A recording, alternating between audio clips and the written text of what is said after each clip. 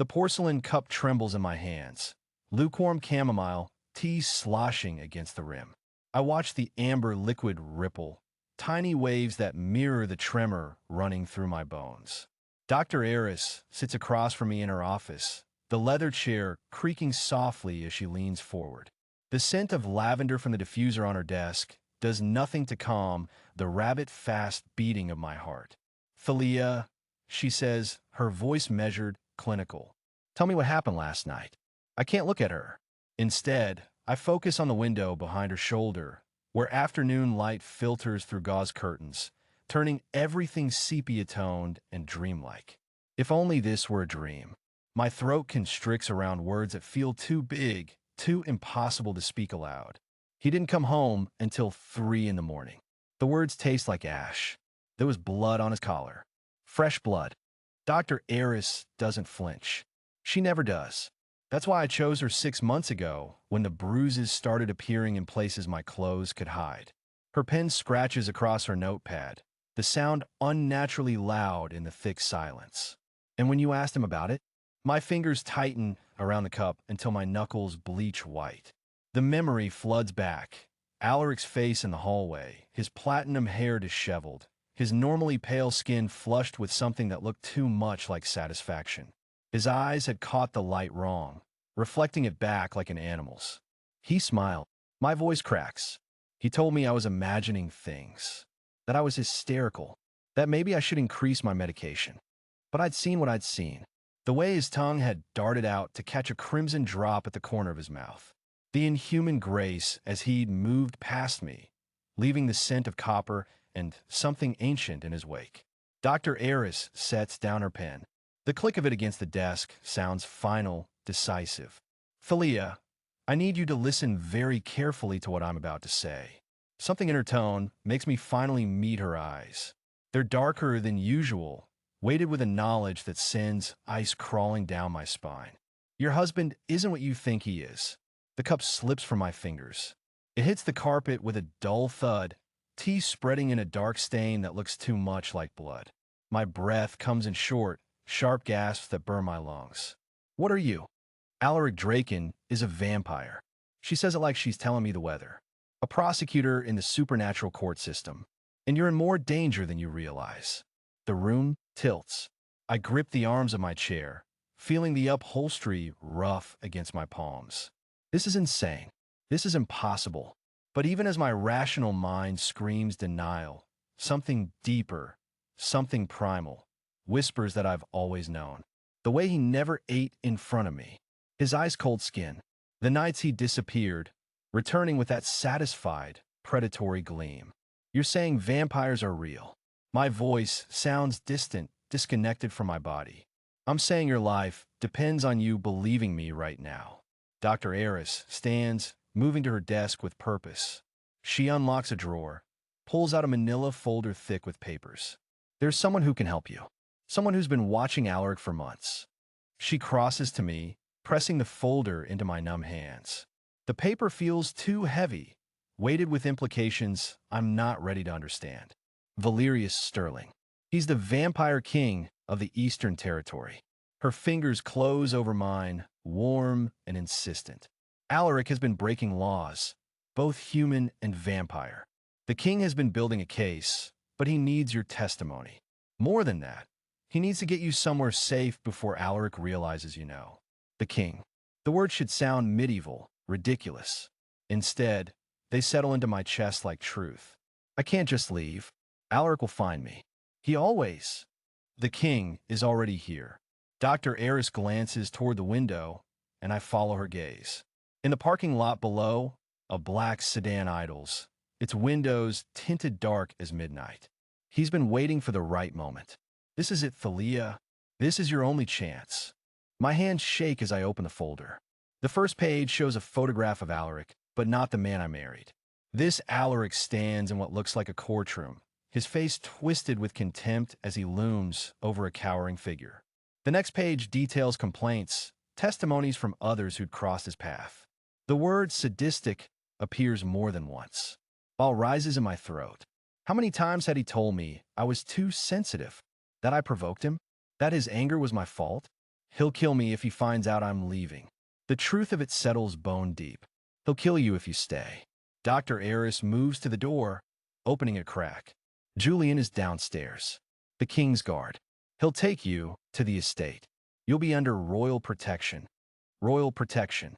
The phrase sounds like something from a fairy tale, but fairy tales don't have monsters that drink blood and gaslight their wives into madness. I stand on legs that feel like water. The folder crumples slightly in my grip as I clutch it to my chest like a shield.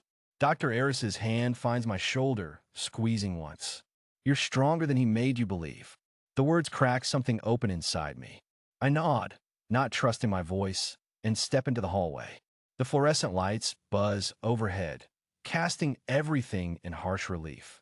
My footsteps echo on the linoleum as I make my way to the stairwell, each step feeling like walking toward either salvation or damnation. The lobby is empty. Through the glass doors, I see the sedan, its engine purring. A man stands beside it, tall, broad-shouldered, with an earpiece and the kind of alert stillness that speaks of violence held in check. Julian. I push through the doors. The October air hits my face, cold and sharp, carrying the scent of dying leaves and approaching rain. Julian opens the rear door without a word, his eyes scanning the street with professional paranoia. I slide into the leather interior. The door closes with a solid thunk that sounds like a cell door or maybe a vault. The windows are so dark I can barely see out. Beside me, a figure sits in shadow, and as my eyes adjust, I make out platinum blonde hair and a face that could have been carved from marble. Miss Valerian. His voice is low, ancient, carrying the weight of centuries. I'm Valerius Sterling. The car pulls away from the curb. I twist in my seat, looking back at the clinic, and my blood turns to ice. Alaric stands on the sidewalk, his platinum hair catching the dying light. Even from his distance, I see his eyes lock onto the sedan, onto me. His smile is slow, predatory, and absolutely terrifying. The car accelerates, and I watch Alaric's figure shrink in the distance. But that smile, that terrible, knowing smile, burns itself into my retinas. My hands are shaking. I press them flat against my thighs, feeling the rough texture of my jeans beneath my palms, grounding myself in something real. He saw me. My voice comes out smaller than I intended. Yes. Valerius doesn't turn his head, but I feel the weight of his attention shift toward me.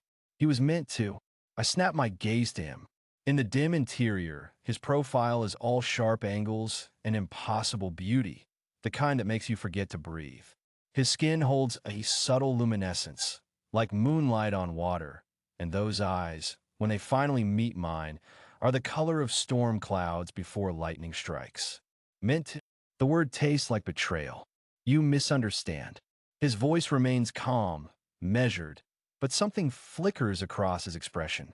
Alaric Draken has been hunting you through legal channels and darker means for weeks.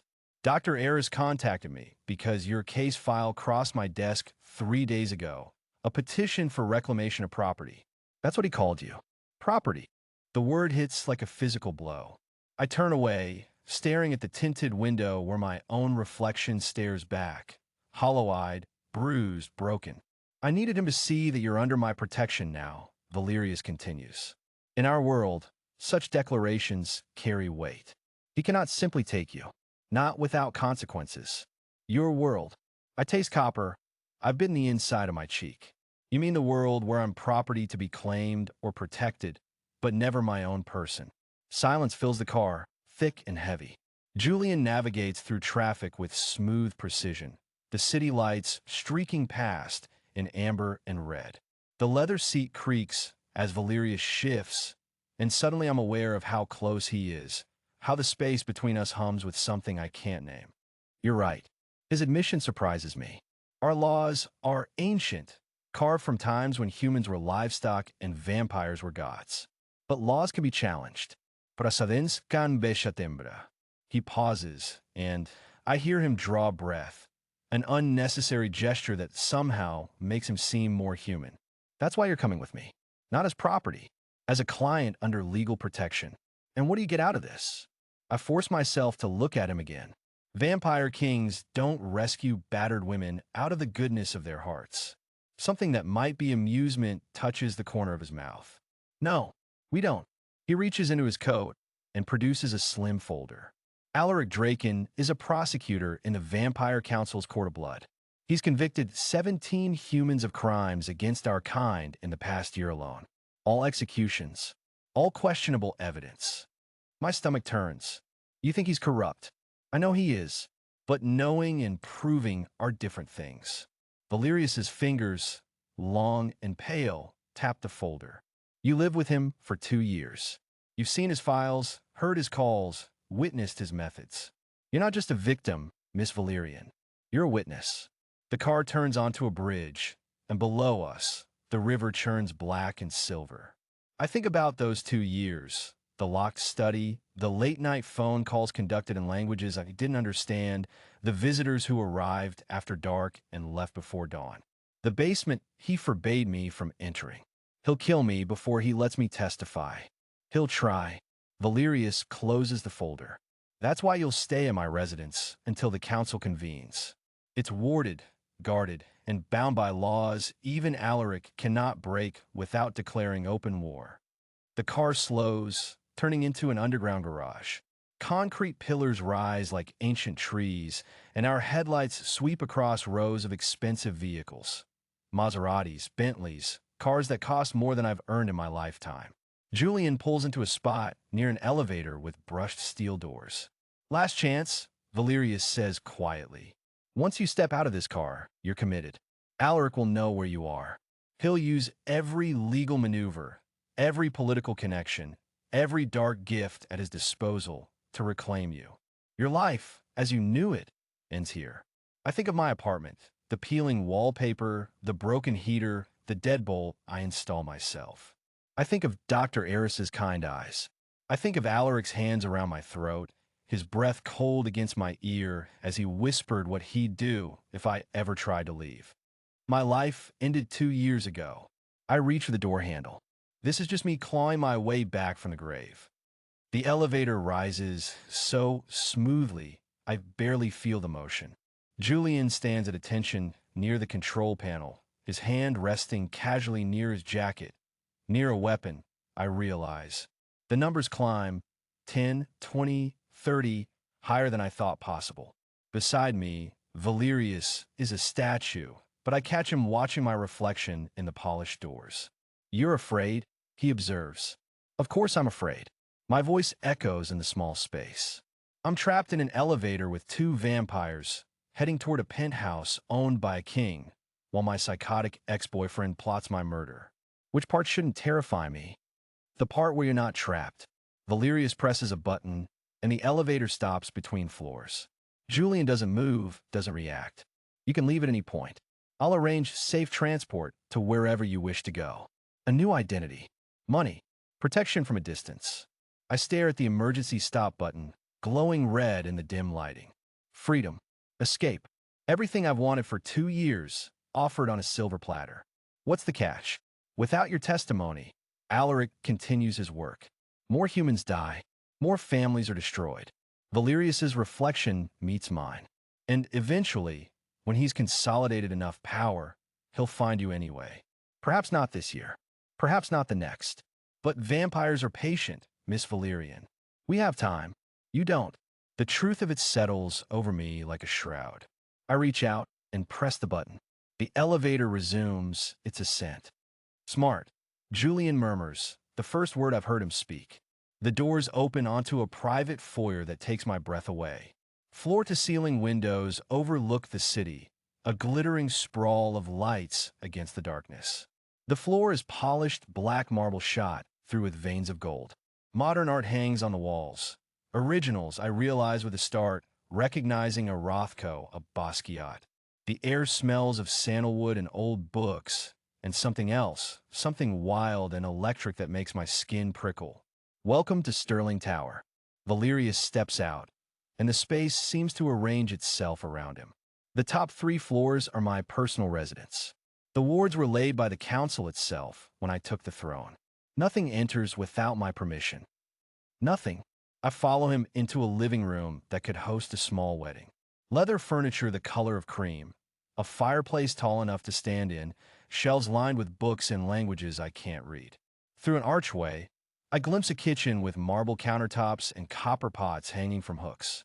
Nothing. He shrugs off his coat, and I see the suit beneath, charcoal gray, perfectly tailored, probably worth more than my car. The windows are reinforced with silver-infused glass. The elevator requires biometric authentication.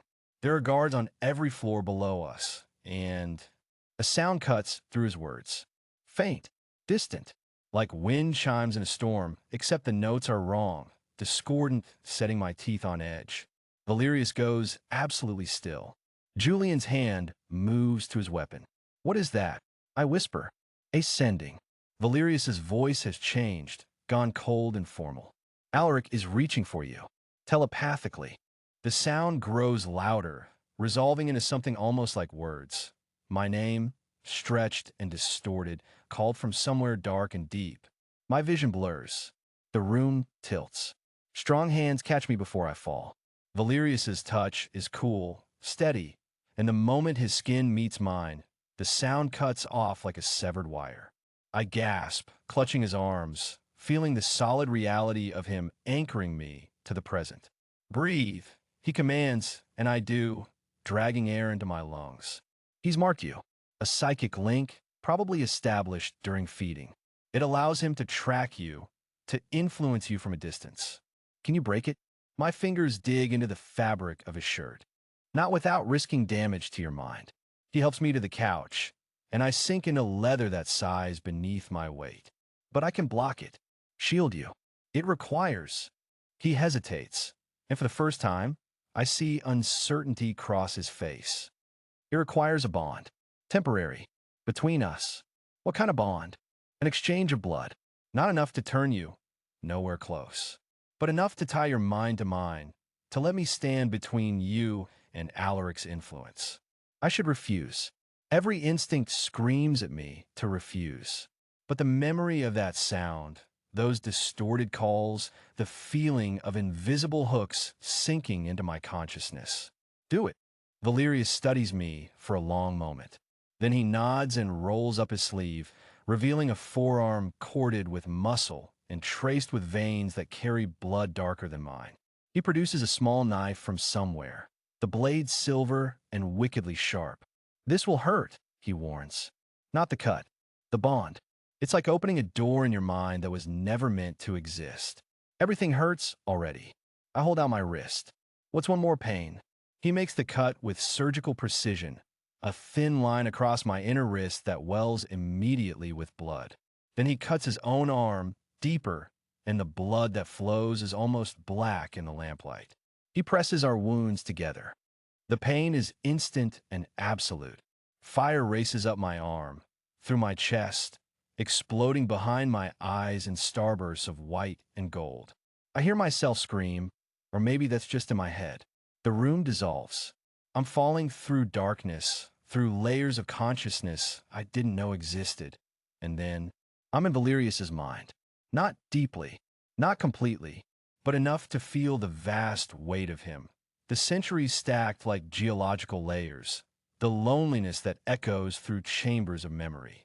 I feel his surprise at my presence, his careful control as he shapes the bond, weaving it between us like a spider spinning silk. And beneath it all, I feel his rage at Alaric, cold, ancient, absolute. The world snaps back into focus. I'm on the couch, Valerius kneeling beside me, his hand still pressed to my wrist. The cuts have already healed, leaving only faint pink lines that fade as I watch. Can you hear me? His voice comes from two places, his mouth and somewhere inside my skull, a whisper that bypasses my ears entirely. Yes, I don't speak aloud, but he nods, hearing me anyway.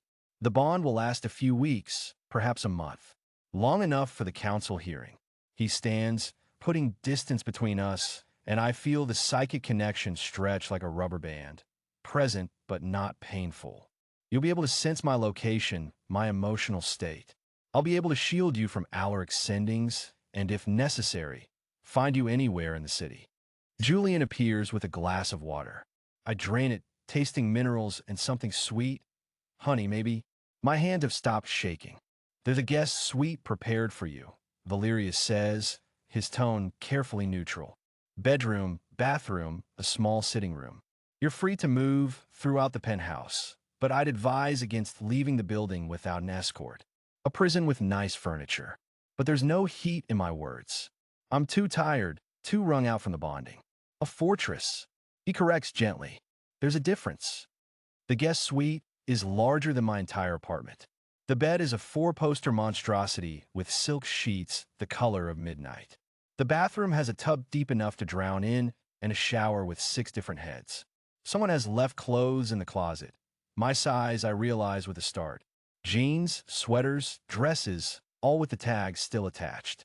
I strip off my clinic clothes and step into the shower, letting water hot enough to hurt pound against my shoulders. Pink swirls down the drain, blood from the bonding, or maybe just the accumulated grime of the worst day of my life. I wash my hair 3 times, scrubbing until my scalp tingles, trying to wash away the memory of Alaric's hands, his voice, his smile. When I finally emerge, wrapped in a towel soft as clouds, I find a tray on the bedside table. Soup, tomato, rich and fragrant. Fresh bread, a pot of tea. My stomach growls, reminding me I haven't eaten since breakfast. I devour it all, sitting cross-legged on the bed, and only when the last drop is gone do I notice the folder beside the tray. The same one Valerius showed me in the car. I open it. Photographs spill out. Crime scenes, mostly. Bodies drained white, eyes frozen in terror. Police reports with entire sections redacted. Court transcripts where Alaric's name appears again and again as the prosecutor, always winning, always securing executions. And at the bottom, a photo that makes my blood freeze. Me, standing outside my apartment building, unaware of the camera. The date stamp is from 3 weeks ago, before I found the courage to call Dr. Eris before I made my escape plan. Someone was watching me, documenting me, hunting me. I closed the folder with shaking hands and lie back against the pillows. Through the bond, I can feel Valerius somewhere below me, in his office, maybe or his own bedroom. The sensation is strange, like hearing someone breathe in the next room. Not intrusive, but present. A reminder that I'm not alone. For the first time in 2 years, I'm not alone. Sleep takes me under like a wave, and I don't fight it. I wake to rain hammering against the windows and gray light filtering through gaps in the curtains. For a moment, I forget where I am, panic rising. But then the bond pulses gently, and I remember. Sterling Tower. Safety. Valerius. My phone sits on a nightstand, charging. I reach for it automatically, then freeze. 17 missed calls. All from Alaric. And a text message that makes my skin crawl. Asterisk, you can't hide forever, little bird. The king's protection means nothing. You're mine. Asterisk. I throw the phone across the room. It hits the wall and clatters to the floor, screen cracked. Good. Let it break. Let it die. A knock at the door makes me jump. Miss Valerian? Julian's voice muffled. The king requests your presence for breakfast. I dress quickly in jeans and a soft gray sweater from the closet, run fingers through my damp hair. No makeup. I left everything behind at the clinic. The mirror shows me a stranger, pale, hollow-eyed, but alive. Still alive. Julian escorts me to a dining room dominated by a table that could seat 20. Valerius sits at one end, papers spread before him, a cup of something dark steaming at his elbow. He looks up as I enter, and I catch a flash of surprise through the bond. Surprise at how I look, maybe, or surprise that I came. You didn't have to dress up, he says, a hint of amusement in his voice. This is me not dressing up. I take a seat across from him. What's for breakfast? For you? Whatever you'd like. For me. He lifts his cup, and I realize it's not coffee. The smell hits me, copper and iron and something darker. Blood. My stomach should turn. It doesn't. Maybe I'm too far gone for normal reactions. I have a proposal, Valerius says, setting down the cup. The council hearing is in 3 weeks. Until then, I'd like you to work with Elena. She's the lawyer handling your case. She'll need detailed accounts of everything you witnessed while living with Alaric. Names, dates, conversations. Anything that might help build our case against him. And if I can't remember everything, then we work with what you can remember. He slides a paper across the table. This is a formal declaration of sanctuary. By signing it, you place yourself under my protection as king. Alaric can't touch you legally without challenging my authority directly. I read the document. It's written in two languages, English and something else, something with too many consonants and strange diacritical marks. The English version is straightforward enough. I'm signing away my freedom, essentially trading one form of captivity for another. Except this time, I'm choosing it. I pick up the pen and sign. Valerius counters with his own signature, and the moment he lifts the pen, the paper glows, actually glows, gold light seeping from the letters like liquid fire. It fades quickly, but the document feels different now. Heavier, more real. It's done, he says quietly. You're under my protection. Officially. Through the bond, I feel his satisfaction, but also something else. Worry? Fear? It's gone before I can identify it. The rain continues its assault on the windows. I eat the breakfast Julian brings, eggs, bacon, toast with butter and jam, and try not to think about the fact that I've just bound myself to a vampire king. That somewhere in the city, Alaric is planning his next move. That in 3 weeks, I'll have to face him in front of a council of immortals who view me as less than human. Tell me about the council, I say suddenly. If I'm going to testify, I need to know what I'm walking into. Valerius leans back, fingers steepled. The Council of Blood is the governing body of vampire society in this region. 7 members, each representing a different faction. They settle disputes, enforce laws, and pass judgment on those who break our codes. And they'll listen to me? A human. They'll listen because I'm bringing the charges. His eyes meet mine, storm gray and ancient. But yes, it's unprecedented. Humans don't typically testify in council proceedings. They're usually the evidence, not the witnesses. The implications of that settle over me like frost. Alaric will fight this, I say, with everything he has. Yes, Valerius doesn't sugarcoat it. He'll call your credibility into question. He'll claim you're a scorned lover, a liar, mentally unstable. He'll use our bond against us, suggesting I've influenced your memories or coerced your testimony. Can he do that? Use the bond as evidence. He can try. Something dangerous flashes across Valerius's face. But the bond works both ways. If he pushes, I can demonstrate exactly what he did to you. The psychic marks he left. The compulsions. The abuse. I set down my fork, appetite gone. This is going to get ugly, isn't it? It already is ugly. Valerius stands, moving to the window. Rain streams down the glass, distorting the city beyond. But sometimes ugly is necessary. Sometimes you have to drag the rot into the light before you can cut it out. A pulse of energy runs through the bond. Sharp, urgent, wrong. Valerius stiffens. What? I'm on my feet before I realize I've moved. What is it? A summons. His voice has gone flat, emotionless. From the council. They're convening an emergency session. When? Tonight. He turns to face me, and I see something I haven't seen before in those ancient eyes. Genuine concern. Alaric has called for an immediate hearing. He's invoking the law of reclamation. The words mean nothing to me, but the fear that floods through the bond is unmistakable. What does that mean? Valerius's jaw tightens. It means he's not waiting 3 weeks. He's demanding the council rule on his claim to you tonight. And if they side with him, he doesn't finish the sentence. He doesn't have to.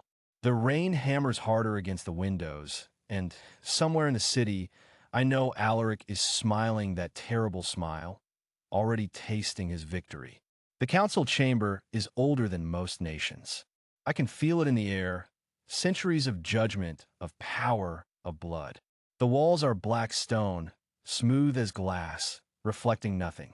Candles float without holders, their flames perfectly still despite the draft I can feel against my skin. 13 seats arranged in a semicircle. 13 vampires who've survived long enough to make laws for the immortal. And in the center of that semicircle, a single chair. Empty. waiting. Valerius's hand rests at the small of my back as we enter. The touch grounds me, keeps my knees from buckling. Every head turns, every pair of eyes, some red, some gold, some the pale blue of ancient ice, fixes on me with an attention that makes my skin crawl. Steady, Valerius murmurs, too low for anyone else to hear. Through the bond, I feel his absolute certainty, his unshakable calm. I wish I could borrow some of it. Alaric is already here. He stands near the front, dressed in formal black, his platinum hair pulled back in a way that makes him look distinguished. Respectable. The bruising on his face from our last encounter has healed completely. He looks at me, and his smile is the same one he wore the night. He pressed my face into the pillow until I couldn't breathe. My stomach turns to ice. The council recognizes Alaric Draken, prosecutor of the Eastern Territories. The voice comes from the center seat, an ancient woman with silver hair and skin like parchment. State your claim. Alaric steps forward. His voice carries, practiced, and persuasive. Honored council, I invoke the law of reclamation. The human Thalía Valerian bears my mark. She is bound to me by blood and right. Yet she has been unlawfully harbored by Valerius Sterling, who has interfered with a legitimate bond and poisoned her mind against me. Liar. The word escapes before I can stop it. The chamber goes silent. Even the candle flames seem to still further. The silver-haired woman's gaze shifts to me. The human speaks out of turn. Let her speak. Valerius's voice cuts through the tension like a blade. If Alaric wants to claim her, she has the right to be heard. She is human. Another council member objects, a man with eyes like molten copper. She has no standing in this chamber. She has every standing. Valerius moves forward, and I feel the power radiating from him like heat from a furnace. The law of reclamation requires proof of a willing bond. If she testifies that the bond was forced, that changes everything. Alaric's jaw tightens, just slightly, just enough for me to see. The bond exists, he says smoothly. That is not in question. What is in question is whether Sterling has used his considerable influence to manipulate her testimony. Then let the council see for themselves. Valerius looks at the silver-haired woman. Grant me permission to open the bond. Let them witness what he did to her. My breath catches. Open the bond. Let 13 ancient vampires into my head, into my memories, into the nights I've spent trying to forget. The council members exchange glances. Some silent communication passes between them. Granted, the woman says finally. But both bonds. If we see Sterling's mark, we see Draken's as well. Alaric goes very still. Agreed, Valerius says. The woman stands. The other council members follow. They move with that unnatural vampire grace, forming a circle around me. Around us. The air grows thick, heavy with power that makes my teeth ache. Open your mind, child, the woman says, not unkindly. Let us see the truth. I close my eyes. Feel Valerius's presence in my mind, steady and strong. Feel him lowering the walls he's built to protect me. And then I feel them. 13 ancient minds pressing against mine, not invading, but observing, witnessing. The memories come without my permission. Alaric's hand around my throat, his voice in my ear, telling me I'm nothing. I'm worthless. I'm lucky he tolerates me. The compulsion he used to keep me silent, to keep me compliant, to make me smile when his colleagues visited. The nights he fed for me until I passed out. The morning I woke up with bruises I couldn't remember getting. And then Valerius. The penthouse. Safety. The slow, careful rebuilding of something I thought Alaric had destroyed forever. The pressure releases. I gasp, stumbling. Valerius catches me, holds me steady. The council members return to their seats. Their faces are unreadable, ancient stone. But Alaric's face has gone pale. The bond was forced, the silver-haired woman says. Her voice carries the weight of centuries. The marks of compulsion are clear. The abuse is documented in her very blood. She consented. Alaric starts. She could not consent. The woman's eyes flash. Not under compulsion, not under threat. You have violated the most sacred law of our kind, the sanctity of choice. This is absurd. Alaric's composure cracks. She's human. A resource. You would overturn centuries of precedent for justice. Valerius's voice is quiet, deadly, for the law you claim to uphold. The copper-eyed council member leans forward. Alaric Draken, you are hereby stripped of your position as prosecutor. Your claim to the human Thalía Valerian is void. You are forbidden from approaching her, speaking to her, or attempting any contact for a period of 1,000 years. 1,000 years. The number is so vast, it doesn't feel real. Alaric's face twists with rage. You can't. We can. The silver-haired woman stands. And we have. Be grateful we don't impose a harsher sentence. Be grateful we don't end you for what you've done. For a moment, I think Alaric will attack. I see the violence coiling in his muscles, the fury in his eyes. But then he looks at the council, at 13 vampires older and stronger than he'll ever be, and something in him breaks. He turns that fury on me instead. This isn't over. You think you're safe with him? You think he's any different? He'll tire of you. He'll break you. And when he does, I'll be waiting. No.